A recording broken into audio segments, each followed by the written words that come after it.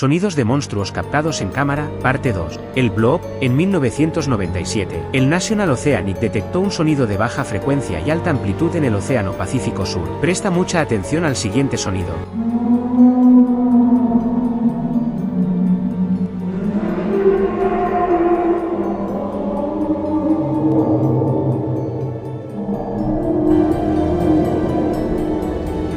Lograste escucharlo. Número 4. El Buzzsqueak. Este sonido consiste en un patrón de ascenso y descenso de tono que ha sido registrado en varias ocasiones desde 1991. Escucha el siguiente sonido.